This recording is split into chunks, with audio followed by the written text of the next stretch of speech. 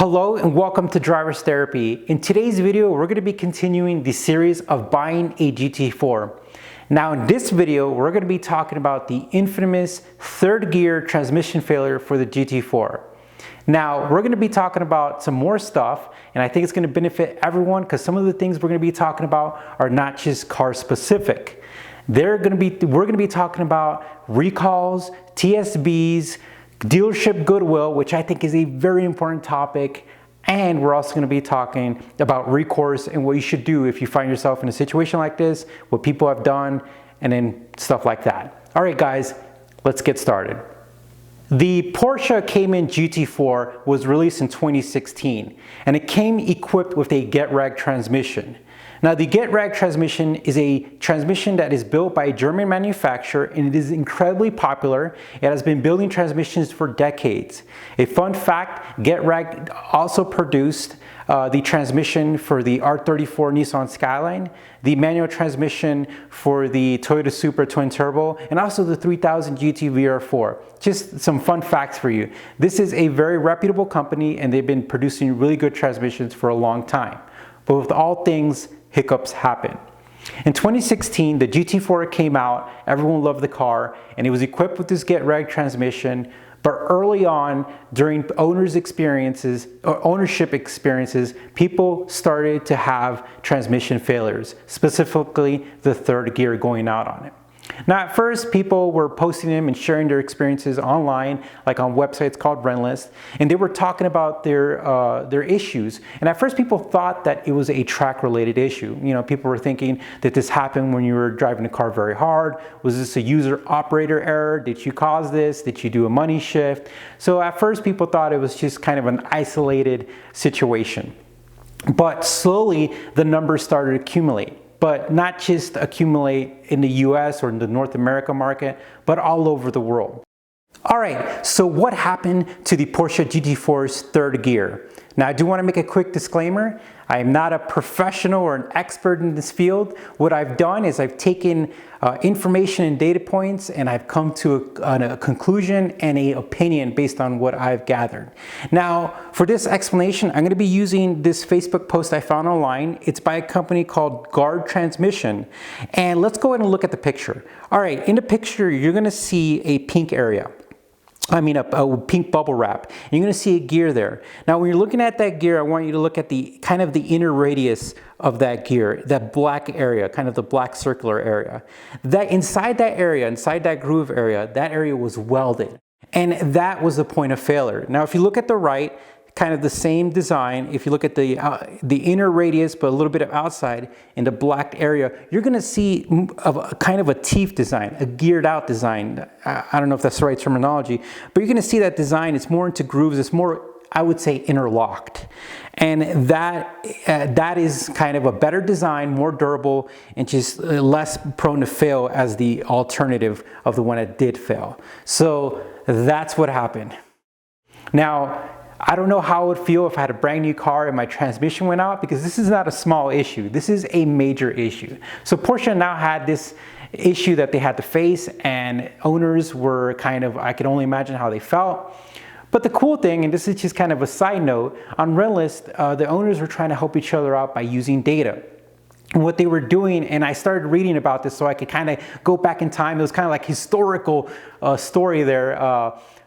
People were, as it was going on, people were posting their manufacturer date, their mileage, the driving situation, and providing that information so people could start putting together a database. And I think that's really helpful because a lot of the times when these situations happen and they're brand new, there's not an immediate fix. And that's where we're going to roll into the next topic, and that's a recall. So I woke up this morning and I was thinking, how do I communicate a recall? And I had this amazing idea because I recently just read a classic book, and I'm sure you guys have seen the movie with Brad Pitt, Fight Club. But the main character, his job is in the recall business, like the manufacturer recall business. So I learned so much about recalls from that book alone. And I've worked in the industry, and I've got some personal experience when it comes to certain situations like this as well. But the book is really the one that helped me out. So essentially, just to give you some brief history about recalls, recalls is not a black and white issue. It comes down to money. And here's a great example. If a manufacturer produces, let's say, 100,000 cars, and the quality engineer goes up to the executives and say, hey, all 100,000 cars have a glove box issue. There's a bolt that just makes them hang and they all need to be repaired. Well, what they do is that they sit down and they analyze and they use a mathematical formula to find out if the labor and the cost is worth actually fixing the issue. And sometimes, I feel like this is a perfect use of the word sweeping under the rug. They do that because it's just not worth it, and it's just to take that loss to fix an issue with that, and they just let it be, which is not good. So if we could all see the internal memos of manufacturers, we would be shocked. Well, sometimes those issues are safety issues or major component issues. And some companies, there's been movies and books written about it, and sometimes companies, they tend to avoid the issue because fixing a safety issue will probably be very expensive. Now, this is all speculation. I don't want to talk too much into that because, it's a little drama and we all like that. But when it comes to recalls, my main point is that it's not black and white, and companies have to actually sit down and analyze the situation. From what I was reading though, just taking past owner experiences and people's inputs, is that Porsche has always tried to help out their customers. It isn't 100% satisfaction rate. I have definitely some unhappy Porsche experiences in customers, but especially for their GT car, which is supposed to be, their track-orientated car, their higher performance car than the average Porsche. Their GT cars have a reputation, and from my understanding, they want to protect that. So GetRag and Porsche must have got together and agreed to produce a recall for the GT4. Now, this was 2016, so there's a lot more data that I could read. I could pretty much look at it as a storyline from when it happened, the recall, people's experiences. So that's why I'm excited to make this video. So here recently, I am communicating with a seller, and there is a potential GT4, and I'm excited. And here recently, that topic came up when we were talking about transmission. And with this particular car, the car went in, had the recall, had the transmission swapped out.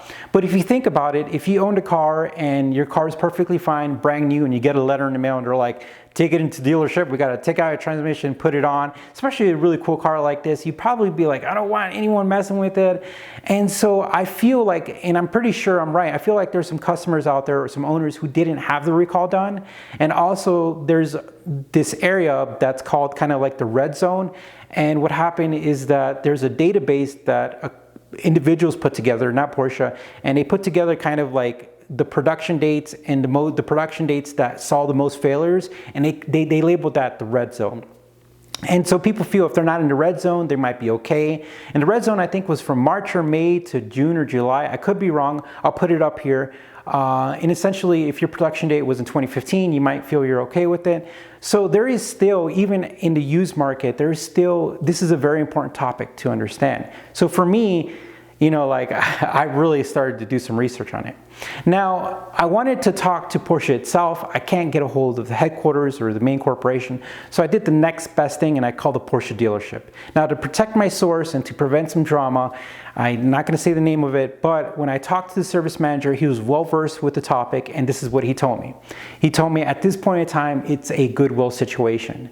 Now, a goodwill situation to me, and this is going to be really cool for you guys to learn, is because goodwill is a process that every manufacturer takes.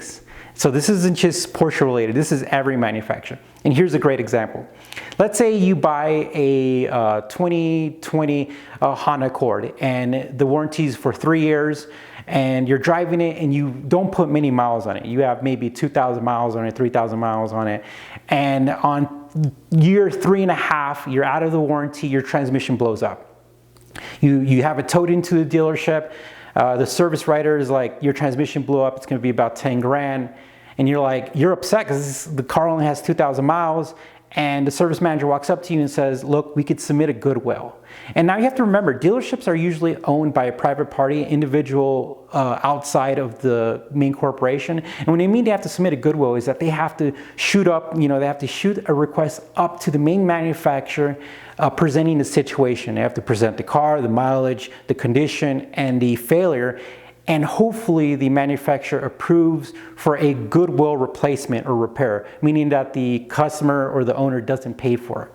Now, goodwills are up to the discretion of the manufacturer, so it's not like 100%.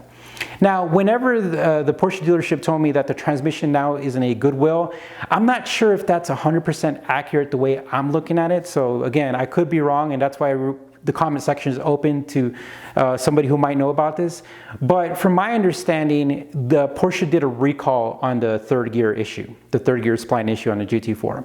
So there's hard evidence that this is a recall. So in my opinion, the guy was saying, Porsche will, the service manager was saying, Porsche will take care of you. But from my experience, goodwill means it's still a request. Now I'm thinking the goodwill request is, let's say somebody who tracks the car hard and they race it, they want to go and they want to get that goodwill and it wasn't a failure based on the recall, but based on user, then they have a chance to reject that. But it's still one of those things that it's good to know what goodwill is.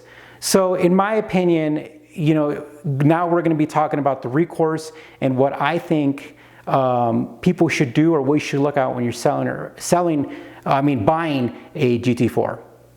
Okay, so now we're going to be talking about recourse, what happened, what owners have done, and essentially what ended up happening with the whole entire recall.